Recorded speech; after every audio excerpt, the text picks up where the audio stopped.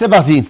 Erev Tov le Koulam, on revient dans notre étude du livre de Bereshit et on est toujours dans la paracha de Vayeshev au chapitre Lamed Tet, verset Aleph, page 157 dans les livres. Et donc, on revient à l'histoire qu'on avait commencée il y a un chapitre, en fait.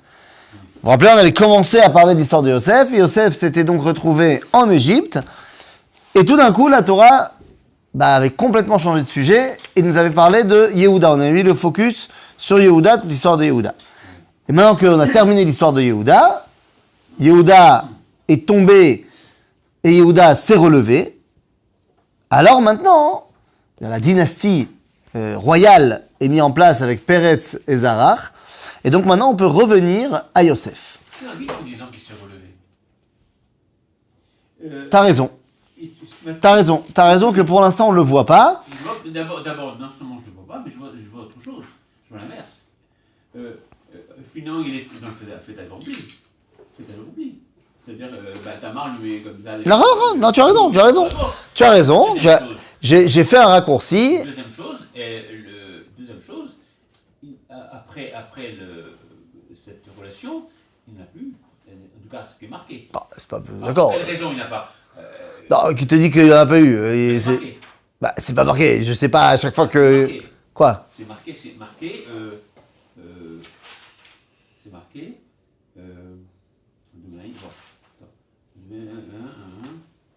Voilà. Et il ne continue plus d'avoir des relations avec elle. Plus marqué que ça, je peux pas plus. Où c'est marqué? Quel verset?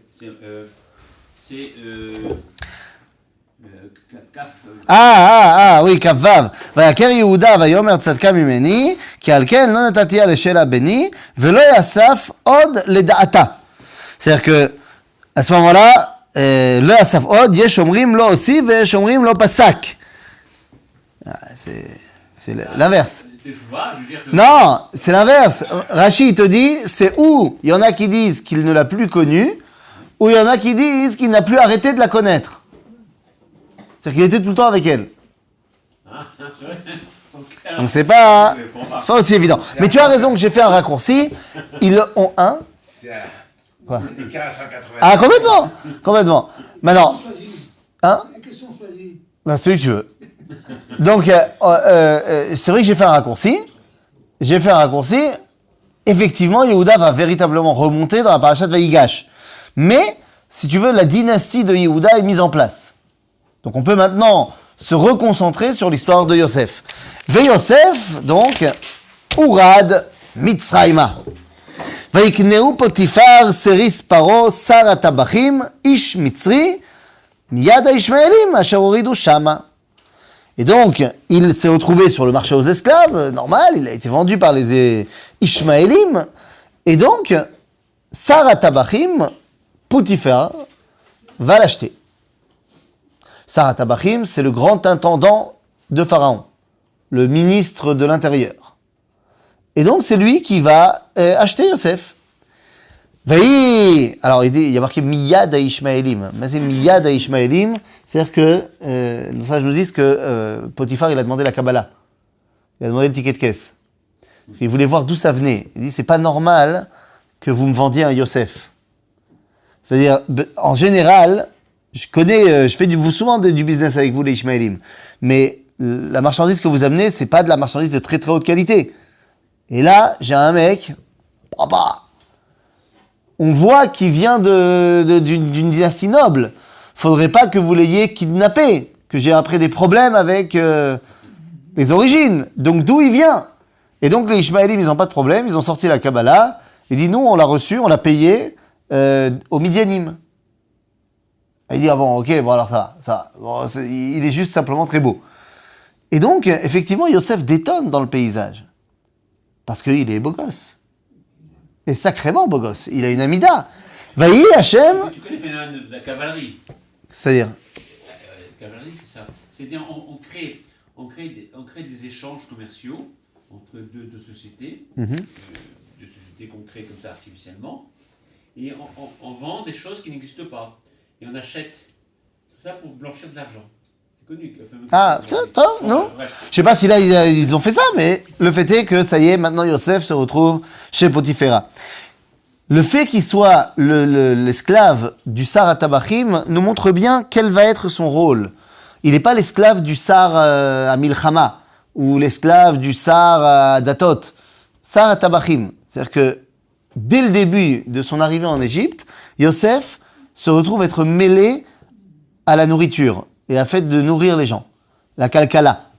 C'est par là que Yosef va se dévoiler et c'est ce qu'on verra plus tard. Vehi Hashem et Yosef vehi ish matzliach vehi bevet Adonav Amitzri. Ve'ar Adonav ki Hashem ito vechol asher hu oseh Hashem matzliach beyado. Attends, j'ai pas compris. On nous dit que Dieu est avec Yosef lorsqu'il est dans la maison de son maître l'Égyptien. Et son maître l'a vu que Dieu était avec lui. Quoi? Potiphar, il connaît Hachem? Quand on dit à quelqu'un ton Dieu, ça ne veut pas dire qu'on connaît son Dieu. Ah, mais ton Dieu, c'est Elohecha, Oui, pas Yud-Ke Vav-Ke. oui. Donc, ça veut dire qu'il connaît Yud-Ke Vav-Ke. Potiphar, il connaît pas, non? C'est pas évident, cette histoire. D'où il connaîtrait Yud-Ke Vav-Ke? Nous, si on désigne Oui. quelqu'un, qu'importe le nom, c'est pas une question de nom. Le Dieu d'Israël, on sait qu'il est Yud-Ke-Vav-He. Mais comment tu sais? Mais on dit le Dieu d'Israël. Mais c'est qui dit À la ça? différence du Dieu des hindous, là-bas. Non, mais attends, de temps mort. D'abord, le fait que tu saches que c'est le Dieu d'Israël, ça veut pas encore dire que tu sais que c'est Yud-Ke Vav-Ke. Parce que tu peux tout simplement dire Elohé Israël. Deuxièmement, à cette époque-là, tout le monde connaît le Dieu d'Israël? Pas non. C'est pas du tout évident, cette histoire. Ouais, ils ont entendu parler de... Ils ont entendu parler. Il a traversé de la mer Rouge. Et quelle mer rouge, là? On est avec Yosef. Pas de mer rouge encore. T'es pas avec nous, là. Donc, c'est pas compliqué. Il a fallu que quelqu'un lui explique. Qui lui a expliqué? Yosef. C'est pas chute. Yosef, il a commencé à faire du prosélytisme dans sa maison. Zakol. Velachem, Bémet, il a vu que Hachem matzliach beyado. Pourquoi il a vu que c'est Hachem qui matzliach beyado? Parce que lui, il sait qu'il prie Osiris, Ra, Anubis, et Seth et tous les autres. Mais il y a un petit problème. Oui. Si Hachem ne s'est pas révélé sous ce nom-là à nos pères, il s'est révélé sous ce nom-là à Moshe. Nachon. On n'y est pas encore. Nachon. Donc, c'est lui qui écrit, qui lui, Ça, c'est évident. Oui. C'est évident. Celui qui écrit, c'est Moshe.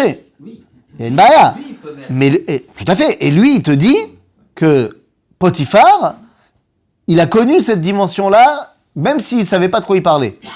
C'est-à-dire que Avraham aussi, il y a marqué Vayera Hashem el Avraham. Ou el Avraham. C'est toujours Moshe qui écrit. Non, mais d'accord. Là, c'est Moshe, mais c'est sous la dictée de Dieu. C'est-à-dire que Dieu il lui dit Avraham a vu Yud-Ke Vav-Ke.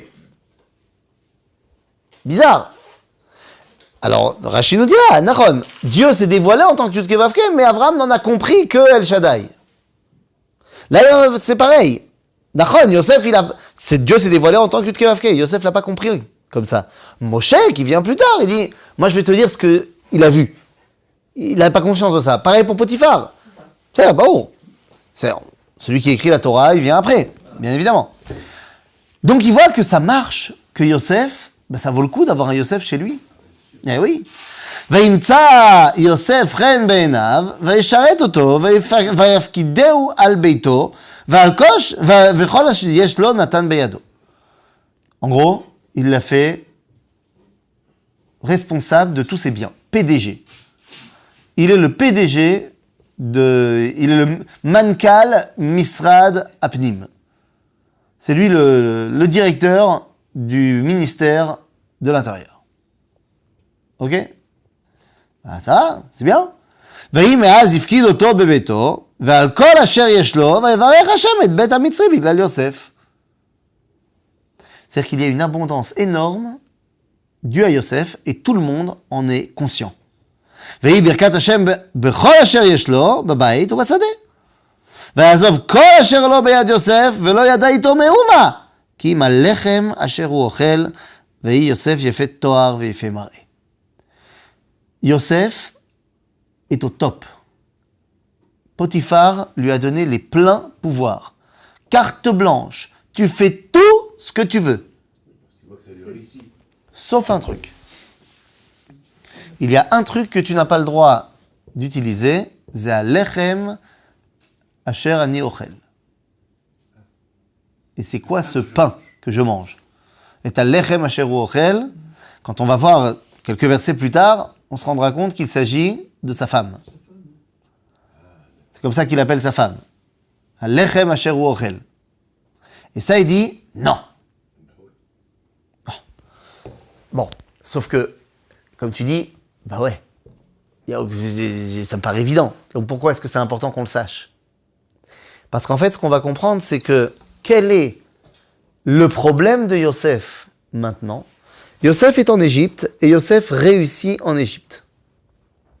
C'est donc le prototype du juif qui va arriver en exil. Il est très très jeune, il est là, à ce moment-là. Bah, quand il est arrivé, il avait 17 ans. Là, on te dit pas quel âge il a. D'accord. Il a dû apprendre quelques années. Ensuite, il est devenu premier directeur, deuxième directeur, troisième directeur, PDG.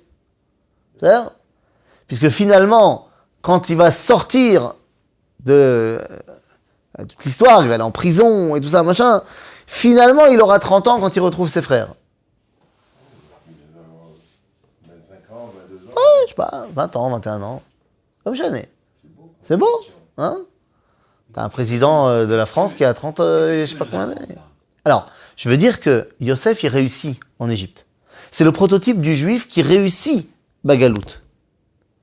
Quel est le seul véritable danger pour le juif qui réussit Bagalout?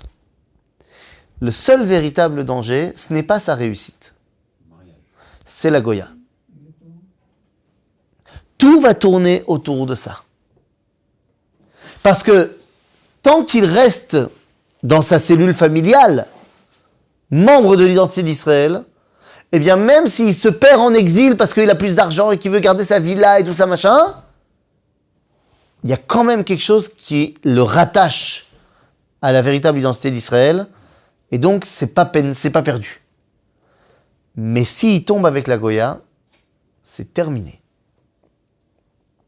C'est terminé. Ah, c'est cacha. Et donc on va voir que tout tourne autour de ça. Yosef était beau gosse. Donc ça veut dire que c'est un tzaddik. Lorsque la Torah nous dit de quelqu'un qu'il est beau, c'est pour que tu saches qu'il est également tzaddik.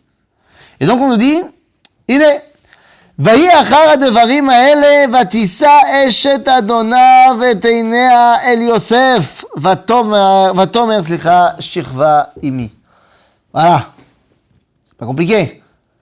Après ces choses-là, maintenant que Yosef a une position incroyable dans la maison, il est tout le temps à la maison. C'est lui le patron de la maison. Potiphar, il est jamais à la maison. Ben non, il est auprès de Pharaon. Et donc, il y a Yosef, et il y a également la maîtresse de maison, qui est évidemment bien plus âgée que lui, mais ça, c'est pas un problème. On a vu dans certains pays européens qu'il n'y a aucun problème que la femme du chef, elle soit plus âgée que le chef. Hein, c'est pas étonnant. Et elle lui dit, Shirva imi, couche avec moi. En d'autres termes, Cougar, Madame Potiphar, et elle essaye de s'approprier Yosef. Yosef, il veut bien, il veut pas, qu'est-ce que vous en pensez? Vayemaen. Qu'est-ce que ça veut dire, Vayemaen? Vas-y, Vayemaen. C'est, il a hésité. Il a attendu. Il a... Mais regardez le tam qu'il y a au-dessus de Vayemaen. C'est la durée, ça a pesé sur lui, quoi. Hein? Oui, le C'est un chalchelet qui dit, oh, ça a duré longtemps. Chez les Ashkenazim, on dit Vayemaen. Ça veut dire, oh, combien? Mais combien elle a essayé? Tous les jours. Tous les jours. Et lui, non! Mais il voulait. Mais non. Il dit, Vayomer el eshet adonav, en adoni lo yada iti ma babayit vechol asher yesh lo natan beyadi. ton mari il m'a fait maître de tout ce qui se passe ici. Einenu gadol babayit hazeh mimeni velo chatzach mimeni meuma. Ki motach be'asher at ishto. Il m'a tout donné, sauf toi. Et c'est de là qu'on comprend que Alechem asher hu ochel, c'est sa femme. Il dit donc, je ne peux pas faire ça. Ve'ech e'aseh hara hagedola hazot ve'chatati le'Elohim. Je peux pas. Ça se fait pas. Oui. Vayemaen, c'est pas refusé. Quoi? Si, Vayemaen, c'est au final, il a dit non. Oui, le mot lui-même. Oui. Il signifie refuser Bien. ou hésiter. C'est hésité, finalement, il a refusé. Non, parce que hésiter, ça ne veut pas dire qu'on refuse. Pas tout de suite. Mais à la fin, il te dit quand même, non, je veux pas. Mais pourquoi il veut pas? Parce qu'il dit, parce que j'ai pas vraiment la permission. De qui? De Potiphar. C'est-à-dire que si Potiphar il me permet, c'est moutard? Non. Et c'est pour ça que là, maintenant, il dit, Chatati Elohim. Il parle plus de Yudke Vavke. Il y a une chute de Yosef. Ça commence à chuter. Mais ça va continuer. Vayik dabera el Yosef yom yom. C'est dur. Tous les jours. Et je peux t'assurer qu'elle n'était pas habillée super tzniut de Nebrak. Hein. Dur. Et là, velo shama elea lishkav etzla liot ima. Il a dit non. Tous les jours, il disait non. Vayik hayom hazeh. ויבוא הביתה לעשות מלאכתו, ואין איש מאנשי הבית שם בבית. Ça y est, le jour est arrivé. Yosef est venu à la maison pour bosser. Lavo habaita la'asot melachto. Il y a une marloquette dans le Talmud entre Rav et Shmuel. Rav il dit melachto mamash. C'est-à-dire qu'il est venu bosser, comme tous les jours. Mais Sheni Omer, Shmuel il dit, ce matin il s'est réveillé, il a dit si elle me chauffe aujourd'hui, ça y est, j'y vais. La'asot melachto ima. Il a dit ça y est, aujourd'hui j'y vais. ותתפסהו בבגדו לאמור שכבה עמי. Et là donc, le verset s'arrête là. ויעזוב בגדו בידיו וינוס ויצא החוצה. Seulement si on revient sur l'explication, ça veut dire il a abandonné son vêtement dans ses mains et il s'est barré en courant. Mais tu vois qu'il y a un truc qui manque entre les deux. Et nos sages nous disent tout simplement le verset en plus long. Que finalement, il a dit, je veux y aller. Il avait prévu de tomber avec elle. Lorsqu'elle est arrivée, elle l'a chauffé, et il s'est laissé aller. Et préliminaire oblige, juste avant de véritablement tomber, disent le Midrash qu'il a vu Dmut Diokno Shel Aviv. Il a vu l'image de son père. Tu m'étonnes que ça coupe dans l'élan, évidemment. Il a vu son père, mais ça ne suffit pas.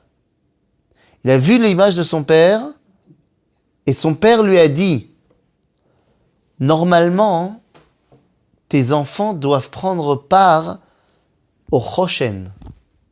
Ils doivent être sur les pierres du pectoral du Kohen Gadol comme étant des tribus d'Israël. Vraiment, c'est ça que tu as envie de faire? Et Yosef, nous dit le Midrash, a compris que s'il tombait avec elle, ses enfants ne ressembleraient plus à son père. En d'autres termes, il deviendrait goy.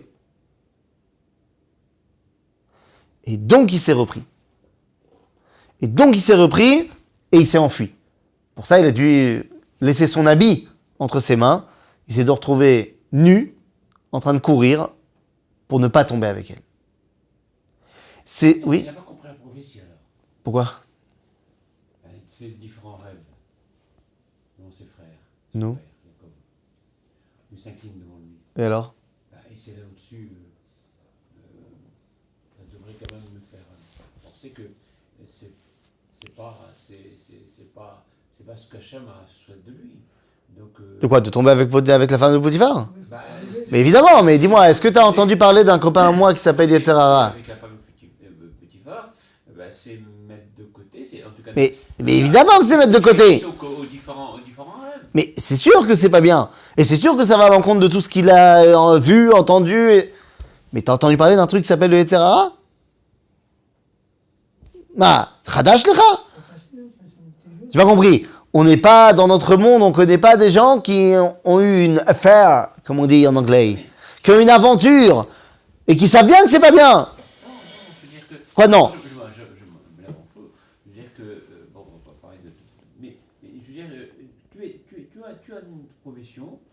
Tu sais bien, un homme, il a une profession, il a un travail à faire, à accomplir, etc., un projet. Rien ne l'arrête, en général. Rien n'arrête comme ça. Donc il a son projet. Il a cette définition de ses qualités d'homme et de travail qu'il a à faire. Et donc, ça ne doit pas l'empêcher de. Ces frivolités, on ne doit pas l'empêcher. Alors, Ça reste n'importe quel homme, même s'il a un projet, même s'il est sérieux, tu lui mets une femme à poil devant lui, il commence à douter. Oh, poil tout de suite. Non mais merde, ça va. Oh. Attends. Mais c'est enregistré, enfin. Mais je m'en fiche, c'est toi qui as la caméra, pas moi. C'est toi, moi je m'en fiche. Non, mais je veux dire que. Tu dis pas qui c'est. Donc, voilà. Tu dis pas. Je veux dire, s'il a une morale. Non, je ne dirais pas que c'est qui m'a... S'il a une morale, s'il a. Moi, je sais pas. Attends, 2 secondes, temps mort. Tu te rappelles de Abraham qui a été chez les Philistins, Oui. et que Avimelech a pris Sarah. Lorsque Abraham vient lui dire, mais pourquoi t'as fait ça, c'est pas bien, machin, Dieu lui dit, ne couche pas avec elle. Il dit, mais il m'a dit que c'était sa sœur, machin, hein, très belle l'histoire. Et finalement, quand il voit Abraham, il lui dit, mais pourquoi t'as fait ça? Et Abraham, il répond je savais que En yirat Elohim bamakom hazeh. C'est-à-dire que vous êtes des gens qui sont des gens guidés, comme tu dis, par un projet qui s'appelle la raison, la morale. C'est pour ça qu'il dit Ma'asim asher lo ya'asu yasita imadu. C'est-à-dire tu fais des choses qui ne se font pas. C'est-à-dire nous on est gérés par la morale. Abraham le sait très bien, il dit d'accord. Mais le problème c'est que il y a un monsieur qui s'appelait François Rabelais qui a dit le cœur a ses raisons que la raison ne connaît pas. C'est-à-dire que oui, vous êtes des gens moraux et la conscience et vous êtes des élèves d'Emmanuel Kant, il n'y a pas de problème. Mais ma femme, c'est la plus belle gosse de l'univers. Et je vais prendre une image, et tu m'excuseras d'être tellement aussi tsiouri, aussi démonstratif. Mais il y a des choses, enfin 99% des choses dans ce monde, je les gère avec mon cerveau. Mais des fois, quand je vois des images particulièrement jolies, de certaines conditions à me mettre en condition, eh bien des fois, bien que mon cerveau ne l'ait pas voulu, bien que je ne sois pas dans le momentum, eh bien ça bouge dans le pantalon. Ça veut dire perdre la Est-ce tête. que c'est pas tu perds la tête? C'est tu as des réflexes qui sont guidés par autre chose que ton cerveau à ce moment-là. Évidemment, comme tu es pas un pervers et que tu es quelqu'un d'intègre, bah ok, ça a bougé dans ton pantalon, c'est-à-dire, mais là, je me remets en place, tout ira bien, le caracloum. C'est-à-dire, mais ne viens pas me dire que quelqu'un qui a un objectif, rien ne peut le détourner. Alors, si c'est une fois, ça a bougé, mais tu t'es remis. Mais là, on te dit que c'est yom. Et à un moment donné, nishbar. Ceci étant, la halakha nous a bien expliqué que Irouré Avera, Zélo Avera. C'est-à-dire, penser à vouloir faire une Avera, c'est pas encore comptabilisé comme une Avera. Tant que tu l'as pas fait, tu l'as pas fait. Mais tu laisses supposer qu'il s'y met en condition. Ah ben oui, j'ai dit, c'est la vie de Shmuel. La vie de Shmuel dans le Talmud, qui a dit, va y avoir Baïta la Asot Melarto Ima. C'est-à-dire qu'il avait prévu, aujourd'hui, de tomber avec elle. C'est-à-dire, finalement, il s'est remis. C'est-à-dire, finalement, il a réussi à s'enfuir. C'est Gadol Meod. C'est Gadol Meod. Ça nous ramène à une autre histoire qui est mentionnée dans le Talmud, dans le traité de Menachot ou Avodah Zarah. Je me rappelle jamais. C'est où Menachot ou Avodah Zarah. On nous raconte l'histoire d'un homme qui était Zahir b'mitzvat tzitzit. On ne sait rien sur lui, à part le fait qu'il était extrêmement minutieux sur la mitzvah de tzitzit. C'est tout ce qu'on sait de lui. Bon, on sait aussi de lui qu'il était attiré par les jeunes filles, par les madames de joie. Et le Talmud nous raconte qu'il a entendu parler d'une nouvelle madame dans le métier, mais une escorte de luxe, qui prenait 400 pièces d'or pour sa besogne. Et elle habitait Bechoul. Donc il a dit, attends, celle-là, il faut aller voir, on ne peut pas passer à côté de ça. Et donc il a pris rendez-vous. Et quand il est arrivé le moment, il est arrivé chez elle. Quand il est arrivé, il y avait sa servante à la madame, car elle avait une servante, la madame, qui lui a fait attendre dans la salle d'attente. Et lorsqu'est arrivé le moment, la maîtresse de maison lui a dit, tu peux le faire rentrer. Et là, il est rentré dans une pièce magnifique, dans laquelle il y avait 7 lits. 7 lits. Les uns plus hauts que les autres. Les 6 premiers étaient en argent, et le dernier était en or. Et elle était allongée, nue, sur le dernier des lits. Et lui devait passer de lit en lit pour arriver à elle. Et lorsqu'il arrive vers elle, il se déshabille. Et le Talmud nous dit qu'à ce moment-là, lorsqu'il a enlevé sa tunique, Baou Arba Tzitziotav, ces 4 tzitzit, lui ont fouetté le visage quand il a enlevé sa chemise, et ça lui a fait un coup de pression énorme. Il s'est assis par terre, la tête entre les jambes, et il s'est mis à pleurer. À ce moment-là, la madame, ça ne lui était jamais arrivé, a été terriblement choquée. Elle s'est assise nue par terre à côté de lui, en disant, mais je te jure, tu ne partiras pas d'ici tant que tu m'auras pas dit ce que j'ai pas fait bien. Qu'est-ce que tu as vu chez moi qui t'a mis dans cet état-là? Et le garçon lui dit, écoute, je te jure, je n'ai jamais vu de femme aussi belle que toi. Mais mon Dieu m'a donné une mitzvah, les tzitzit.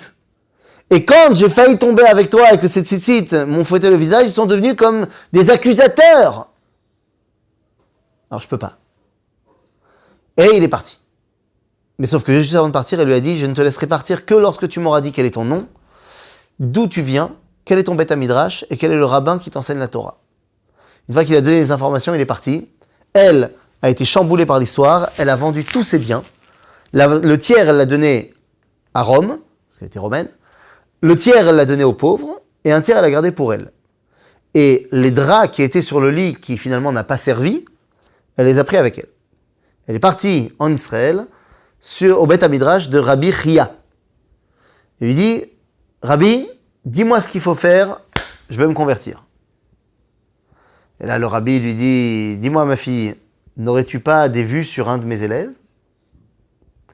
Et il lui raconte toute l'histoire, et finalement, il la convertit, et il la donne à lui pour femme, et finalement, Bisrout mitzvah tzitzit, ce qu'il a voulu faire Be'issour, mais qu'il n'a pas fait, finalement, il l'a fait Be'eter, ils se sont mariés, et c'est devenu sa femme.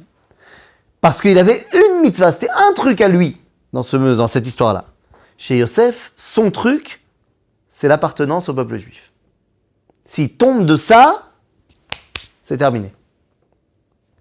C'est vrai? Et donc, non, finalement, il n'est pas tombé. C'est ce qui fait de Yosef, Yosef Hatzadik. On appelle Yosef Hatzadik. Pourquoi? Parce qu'il n'est pas tombé. Yehuda, il est tombé, mais il a fait tchouva. C'est-à-dire que Yehuda est capable de faire tchouva. Yosef, il n'est pas capable de faire tchouva. S'il tombe, il tombe. S'il tombe, il est perdu. Mais il tombe pas. Ok? ויקרא אותה כי עזב בגדו בידה וינוס החוצה ותקרא לאנשי ביתה ותאמר להם לאמור ראו כי הביא לנו איש עברי לצחק banu בא אליי ישכב עמי ויקרא בקול גדול. Bon, elle commence à lui monter une histoire qui ressemble grandement aux accusations non fondées, parce qu'il y a eu des accusations évidemment fondées, mais la dernière année et demie et 2 ans qui viennent de se passer, sur les réseaux sociaux, on a vu plein de femmes accuser des hommes de plein de choses. Alors des fois, c'était tout à fait normal et justifié et légitime, parce qu'effectivement, il y avait eu les choses, mais on a été aussi témoins de femmes qui ont accusé, et c'était pas vrai. Là, c'est ce qui s'est passé. Évidemment, qui va croire la parole de l'esclave face à la femme du premier ministre, si je puis dire, de l'Égypte? Évidemment. C'est-à-dire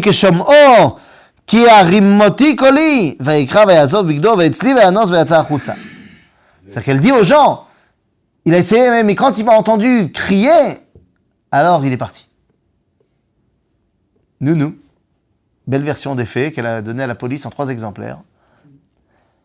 Tanach Bigdo Etzla, ad bo edanav el beto. Donc, évidemment qu'on a fait appeler Potiphar. ותדבר אליו כדברים האלה לאמור, בא אליי העבד העברי אשר הבאת לנו לצחק בי. C'est de ta faute. C'est quoi cet esclave que tu nous as amené? Cet hébreu. מה זה חשוב? On s'en fiche de savoir qu'il est hébreu à ce niveau-là de l'histoire. Non, on s'en fiche pas. Parce que lorsque le juif fait ce que je lui dis et me rapporte, je suis très content. Mais lorsque le juif a osé refuser de faire ce que je lui ai dit de faire, je le ramène à sa condition de juif. Et toute ressemblance avec un cas actuel serait évidemment fortuite et involontaire. ויקרא רימי קולי ויקרא ויעזוב בגדו אצלי וינוס החוצה. ויהי כשמוע אדוניו את דברי אשתו אשר דיברה אליו לאמור כדברים האלה עשה לי עבדיך ויחר אפו. Évidemment, il s'est énervé. Il s'est énervé, on ne sait pas trop contre qui. Contre elle, contre lui. ויקח אדוני יוסף אותו ויתנהו אל בית הסוהר מקום אשר אסירה מלך הסורים ויהי שם בבית הסוהר. Quelle est l'importance du vêtement chez Yosef? Dis-moi toi. Ben, je sais pas, en tout cas, il y a début, certainement une sorte de un vêtement. signe. Il y a quand même un élément qu'on ne peut pas... Évidemment. Le vêtement que son père lui a confectionné et celui-ci. Donc il y a quelque chose. Dans les deux cas, il s'est retrouvé sans. Dans les deux cas, il s'est retrouvé sans. Exactement. Dans les deux cas, il s'est retrouvé sans. C'est ça. C'est-à-dire que, bah oui, mais c'est Zatikoun. C'est-à-dire que dans son beged, il a pavané devant ses frères avec son habit. Il en a été dépourvu. Et ben maintenant, tu as un habit que tu vas pas pavaner dedans, c'est un habit d'esclave. Même ça, on va te le prendre. Ok? Et donc, il est en prison. Ça y est. Tu peux pas tomber plus bas, là. Yosef est en pleine chute. Complète. ויהי השם את יוסף ויית אליו חסד ויתן חינו בעיני שר בית הסוהר. Il méritait d'être en prison, mais Dieu a fait avec Yosef du chesed et le patron de la prison l'a kiffé. Il a tellement kiffé, ויתן שר בית הסוהר ביד יוסף את כל האסירים אשר בבית הסוהר ואת כל אשר עושים שם הוא היה עושה. השר בית הסוהר רואה את כל מהומה בידו, באשר השם איתו, ואשר הוא עושה, השם מצליח. Il est devenu directeur de la prison. Sous le contrôle du président de la prison, du ministre des prisons. Mais c'est devenu lui le directeur de la prison. Nous. Là encore. C'est un Baruch qui arrêtait pas de... Ah, Baruch qu'Akadosh Baruch Hu, il aide. Mais, 2 secondes. Énormément. Pour le Sar Bet HaSohar, il est très content. Bien sûr. Mais viens, on parle 2 secondes des prisonniers. Sar HaTabachim, il est très content que ça marche avec Yosef. Mais viens, on parle un petit peu de tous les autres Égyptiens dans la région, qui petit à petit voient un Hébreu, un étranger, devenir le chef. Ça plaît pas bien. Ça fait pas plaisir. בוודאי. ויהי אחר הדברים האלה חטאו משקה מלך מצרים והאופה לאדוניהם למלך מצרים. Après ces événements, ça en est passé du temps, de l'eau a coulé sous les ponts. Yosef est donc le PDG de la prison. Et on nous raconte qu'il y a des gens qui ont fauté. Mais qui a fauté? Regardez. ויהי אחר הדברים האלה חטאו משקה מלך מצרים. C'est qui celui-là? C'est quoi Mashke Melech Mitzrayim? T'as bien Mashkaot? Hein? T'as bien du mot Mashkaot? Oui, Mashke. Mashke, c'est à boire. Donc c'est Mise Mashke Melech Mitzrayim. C'est quoi? C'est pas le ministre. Non, Le maître et chanson. C'est les chansons, celui qui donne à boire. C'est où? C'est un Ishpashut. Et Gama on fait. Enfin, Ishpashut. C'est devenu les chansons de Pharaon, t'es pas Stam, un sommelier dans un restaurant minable. Je suis d'accord. Mais tu n'es pas le ministre des boissons. Tu es à Mashke. De la même façon que tu es à Ophé. Tu n'es pas Sar à Ophim.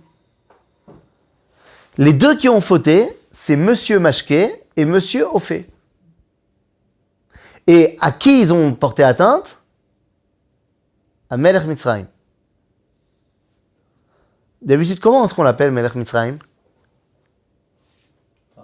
Pharaon. Là, il s'appelle Melech Mitzrayim. Attends. Vaïktsof Paro al shne sarisav al sar hamashkin ve al sar haofim. J'ai pas compris. C'est Pharaon, un autre personnage, qui est très énervé contre le ministre des boissons et le ministre des pâtisseries. Qu'est-ce qui vient de se passer là? Oui, messieurs, dames, il y a deux dirigeants du pays d'Égypte. Il y a Paro et il y a Melech Mitzrayim. Paro, c'est Pharaon. Melech Mitzrayim, c'est le roi de l'Égypte.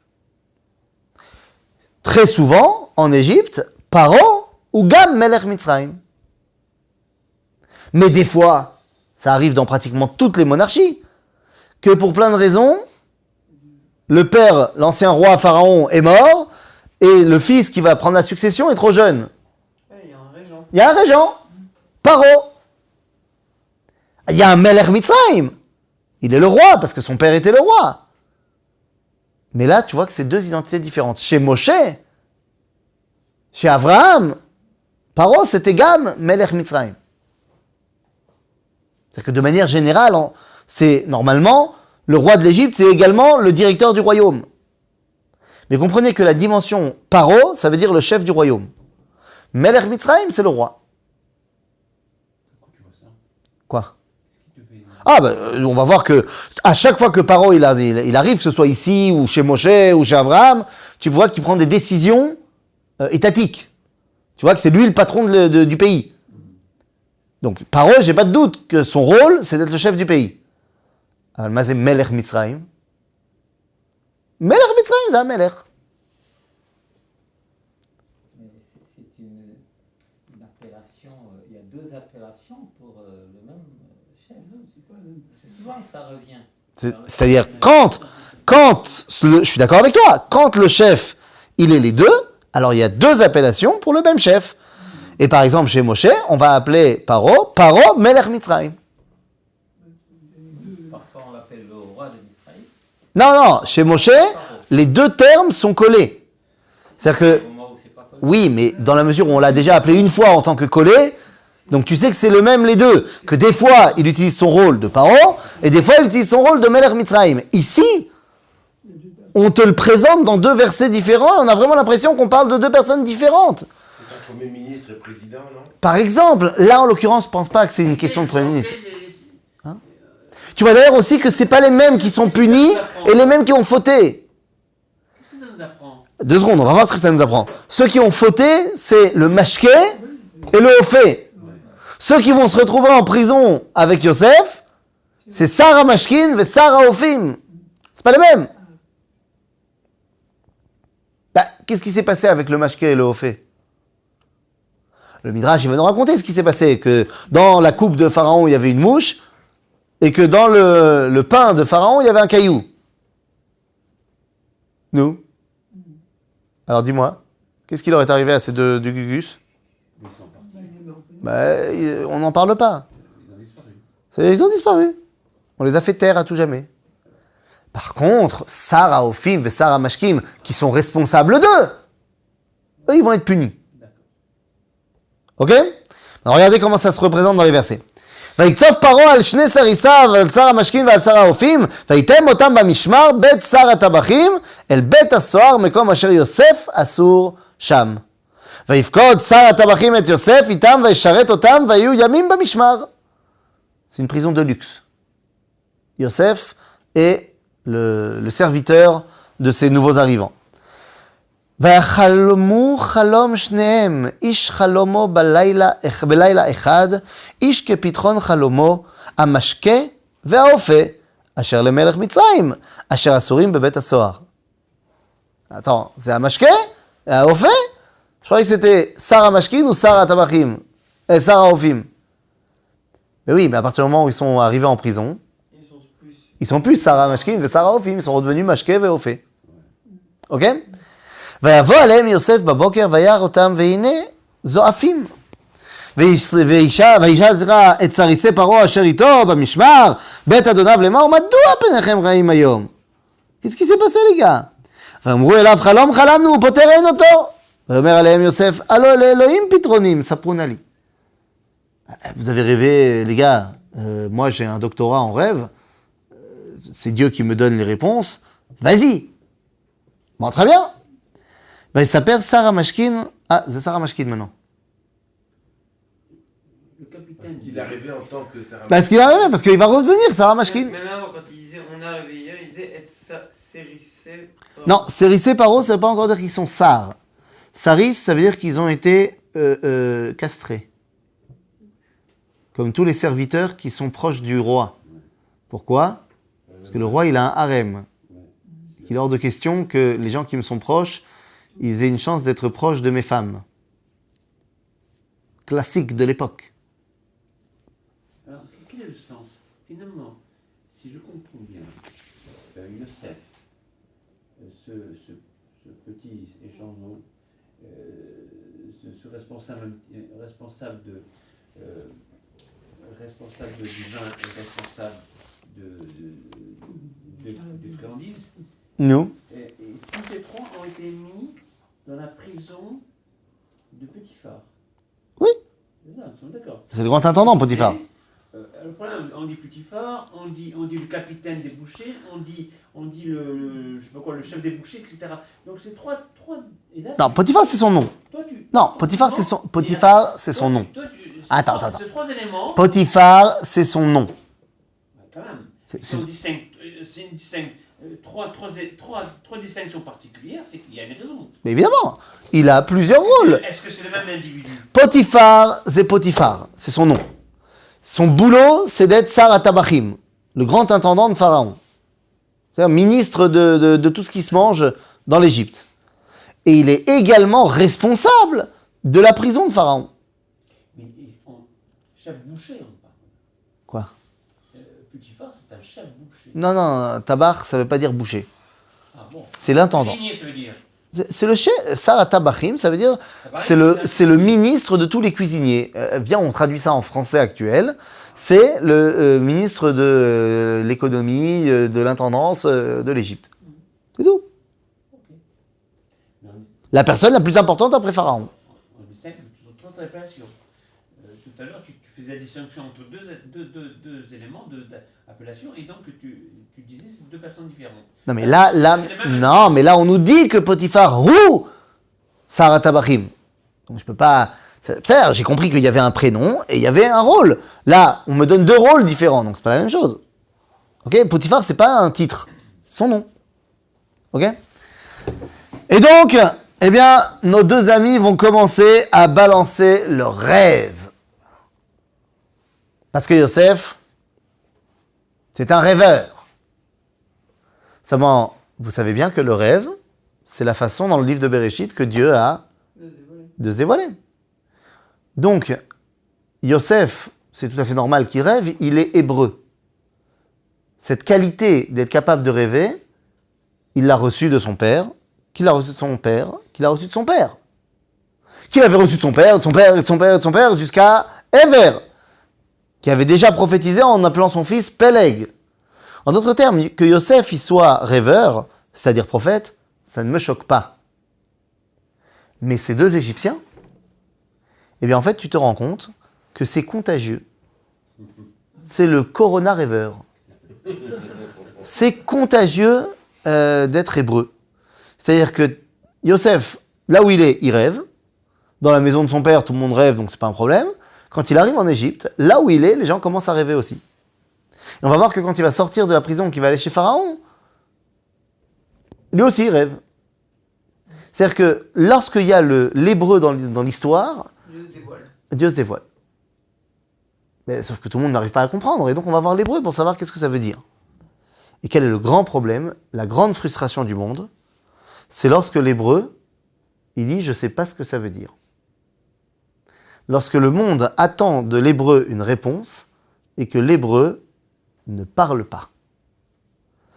Et ça, c'est la terreur de ce qui est en train de nous arriver, où le monde attend de nous une réponse sur tout ce qui est en train de se passer, et on ne dit rien, et ils sont extrêmement frustrés de cela, même s'ils ne nous le disent pas.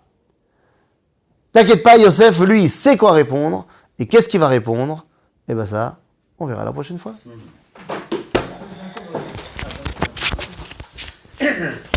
Hop là.